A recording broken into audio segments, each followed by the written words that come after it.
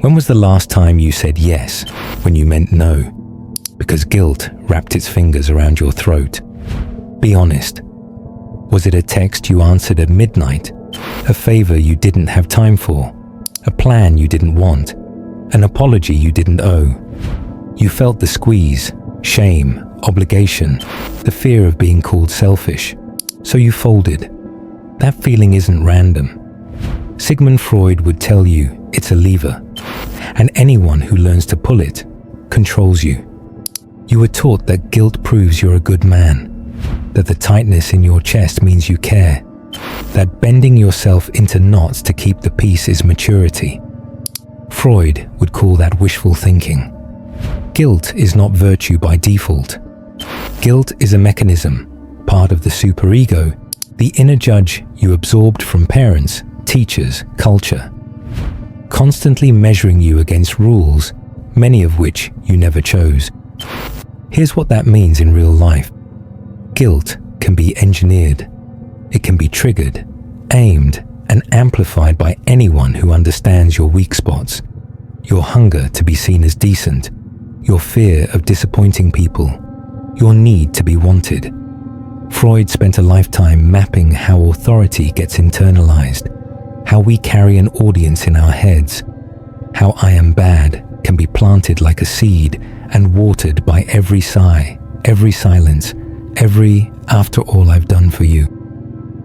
Manipulation through guilt doesn't look like a shout. It looks like a pause, a wounded tone, a story about sacrifice you didn't ask for, a soft accusation. If you really cared, you would. It's the disappointed face that makes you feel 5 years old. The logic is simple. If the goal is control, nothing works faster than shame. Guilt makes you volunteer your compliance and call it love. Freud understood the trap. The superego wants punishment more than improvement. It whispers that if you just hurt a little, if you sacrifice a little more, then you'll be redeemed. So you over-explain, over-apologize, over-give. You pick up the slack. You swallow your no and hand over your time, your money, your Saturday, your self-respect. You think you solved a problem. In truth, you taught someone exactly which button to press. And this isn't about one gender or one role. Anyone, partners, family, friends, bosses, can weaponize your need to be good. The pattern is the same. Trigger guilt, harvest compliance, repeat. If you don't see it, you'll start mistaking moral masochism for love and obedience for character. Here's the truth you've avoided. Guilt is a lever that only works on you when the inner judge goes unchallenged. Until you confront that judge, its rules, its origin, its appetite, you'll keep paying with your life. Freud didn't say, kill your conscience. He said, bring it to the couch, expose it, test it, make it answer your questions for once. If you want to break a machine, understand the gears. The guilt trap has a predictable structure. First, an implied debt. I did X for you, or I'm hurt because of you. Second, a moral indictment. A good person would. Third, a call to sacrifice. So you should. The goal isn't repair, it's control. If you pay the debt, there's always another. If you defend yourself, you look cold. If you push back, you're accused of cruelty. That's the trap. Any move you make except total compliance is framed as proof of your guilt. Freud would point to transference here, the way old authority figures live on inside your reactions. When someone leans on you with disappointment, your nervous system doesn't just hear them. It hears childhood, the teacher's frown, a parent's silent treatment, the early lessons. Your worth is conditional. Your desires are dangerous. Peace depends on you. Manipulators don't need to shout when your past does the work. You'll notice common tactics, the moving goalpost. The standard changes after you meet it. The ledger. Favors are tallied and thrown back at you in moments of resistance. The proxy chorus. Everyone thinks you're selfish. The martyr's stage. Grand sacrifices you didn't request, delivered with receipts. The velvet knife. I'm not mad, just disappointed. Each tactic does the same thing. Slide you from choice into obligation, and your body shows it first. Tight jaw, sunken chest, the reflex to over-explain. You start drafting your defense before the accusation lands. You edit yourself in real time, turning no into maybe into fine. You think you're negotiating, you're self-abandoning. That's what moral masochism looks like outside the textbook. You punish yourself so someone else doesn't have to. You carry the blame so the relationship feels safe. Here's the diagnostic Freud would force on you. Does this guilt lead to growth or to submission? Authentic guilt prompts repair for real harm. Weaponized guilt demands tribute for manufactured harm. The first has a finish line. The second is bottomless. So test it. Ask for specifics. What concrete action harmed you? Ask for proportion. What would repair look like precisely? Ask for reciprocity. If I do this, what commitment meets me from your side? Watch the fog clear. If the answers stay vague, if the target keeps moving, you're not in a moral conversation. You're in a control loop. You won't think your way out if you don't feel your way first. Notice the early somatic cues and pause. The moment you feel that childlike collapse, you are most in danger of giving your life away in the name of being good. Breathe. Name the tactic. Delay the answer. The lever only works when you rush to pull it yourself. Freud described repetition compulsion, our tendency to replay painful patterns hoping for a different ending. Guilt manipulation thrives on that loop. The cycle starts with shame. You're accused, explicitly or implicitly, of not caring enough, doing enough, being enough. Next comes surrender. You comply to end the discomfort. Then resentment. Your compliance costs too much, so you go numb or lash out. Finally, reset. The guilt returns, now layered with proof that you're difficult, and the loop tightens. Why do you stay in it? Because the system rewards you just enough.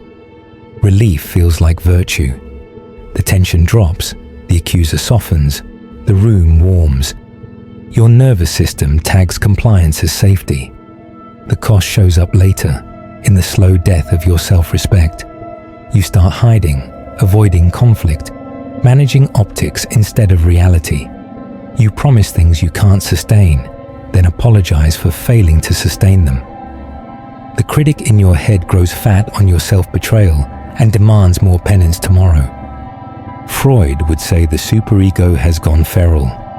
Instead of guiding you toward a life you can respect, it's whipping you for existing with separate wants. The more you feed it, the harsher it becomes. That's why explaining yourself doesn't help. You're arguing with a part of the psyche that only understands sacrifice. It respects blood, not logic.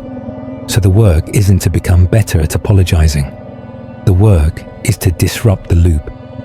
Begin by catching the shame fantasy in the wild. It always speaks in absolutes. You always, you never. A decent man would translate it into data. What happened? When? How? Data starves shame. Then remove the secret contract you keep signing. If I overgive, I won't be abandoned. Name it out loud, to yourself first, then in the relationship if it's safe. I'm noticing I say yes to avoid feeling guilty, not because it's right for me. Expect backlash. When you stop paying tribute, the system shakes. Accusers escalate. They'll pull old stories, call you cold, spiritualize your compliance. They're not evil, they're invested. Your guilt has been a reliable currency. When it devalues, they feel poor. Hold steady. Don't trade your boundary for a temporary peace that will bankrupt you again next week. A crucial Freudian tool here is working through. Repeat the new behavior long enough for your nervous system to believe it. Say no and stay. Don't compensate with a bigger yes tomorrow. Let the other person have their feelings without renting them space in your spine. Over time, a miracle. Your inner judge gets quieter, your choices get cleaner, and the cycle loses its teeth. Freedom isn't the absence of guilt. It's the refusal to outsource your ethics to anyone who can fake a tremble in their voice. You can't defend what you won't detect. Here are the tells seasoned guilt trippers rely on. Again, this is about patterns, not a particular gender or role. The moral invoice. After all I've done, used as a credit card you never agreed to. The moving mirror. Every time you bring a need, they find a way to make it about your flaws. The good person costume. Universal moral claims that conveniently result in your unilateral sacrifice. The stopwatch. Urgency is inflated to stampede you past reflection. The halo swap. When you comply, you're noble. When you don't, you're cruel. Same behavior, different label, depending on who benefits. Freud would have you listen beneath the words. Guilt tripping often hides a raw wish. I'm afraid you'll leave. I don't want to change. I want control without asking for it. If that wish were spoken plainly, you could negotiate. But shame is the proxy, because it's faster.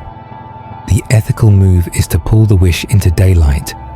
If what you want is X, say X. We can face that honestly. But I won't accept shame as currency. You agreed once, so it becomes precedent. The guilt tripper references the past to bind the future. Break that chain bluntly. That was a gift, not a contract. The terms don't auto-renew watch for triangulation too. Third parties are invoked to increase pressure. My friends think, my therapist says, your family agrees. You don't need a jury to live your life. Understand your own vulnerabilities. Do you fear being seen as selfish, lazy, disloyal? That's the hook. Freud's point wasn't destroy your superego. It was educate it. Write your code. Define the man you're answering to when no one's looking. Then grade yourself against that, not against someone else's moving target. A clear inner standard is a shield. Vague approval seeking is a net. Slow the tempo. Guilt thrives on rush. Say, I'll think about it and get back to you tomorrow. Separate emotion from obligation. I care that you're upset. That doesn't mean I agree to this. Ask for reciprocity in plain terms. Here's my offer. Here's what I need in return. Decline the frame entirely. I don't accept the premise that saying no makes me unkind. And if the manipulation continues, escalate your boundary, reduce access, narrow commitments, or, if needed, exit. Remember, love is not a hostage negotiation. If the price of connection is self-erasure, you're not loved, you're leased. Freud's cure was never feel nothing. It was reality testing.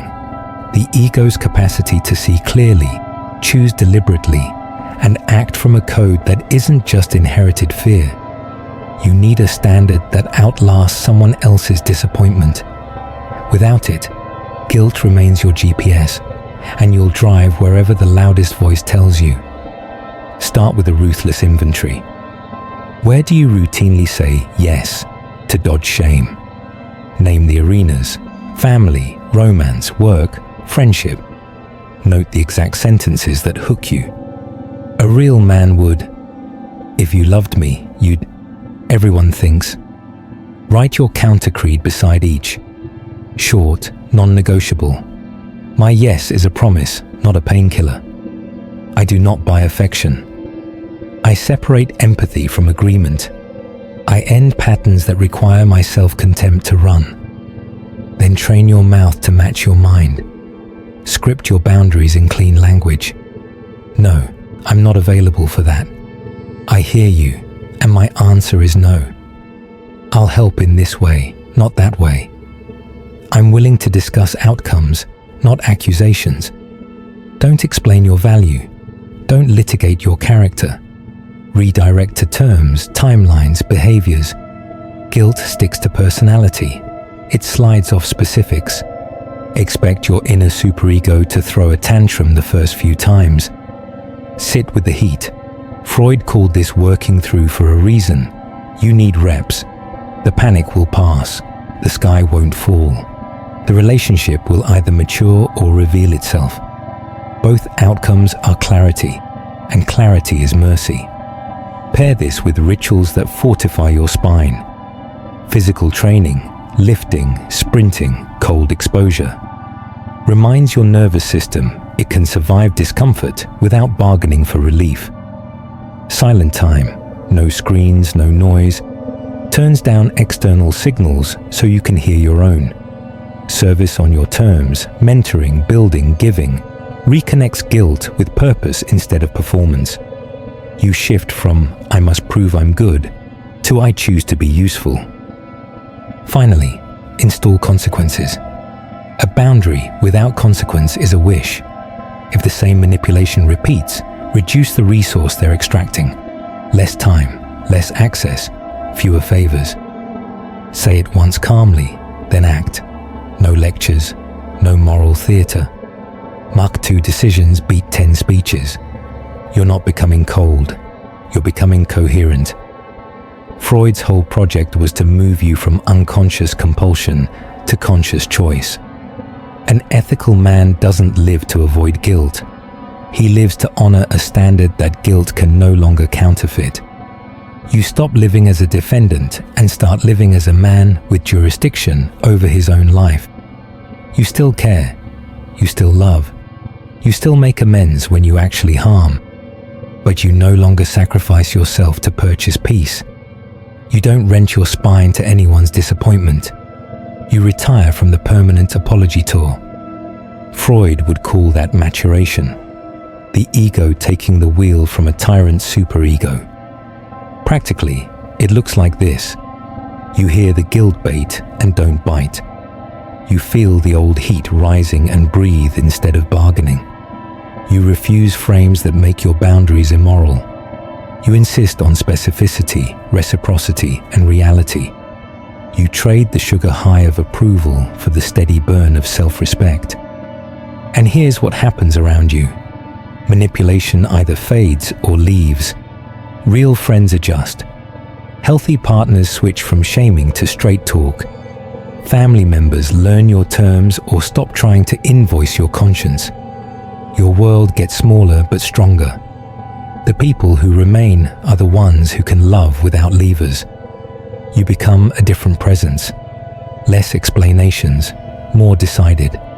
Quieter but heavier. Your no stops drama before it starts.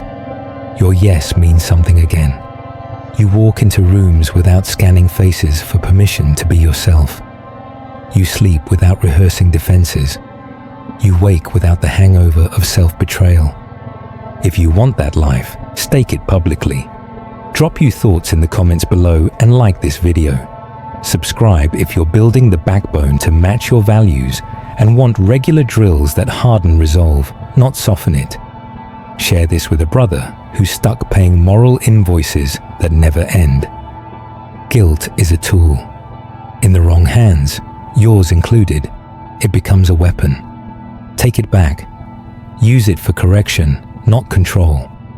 Live so your conscience is an ally, not a captor.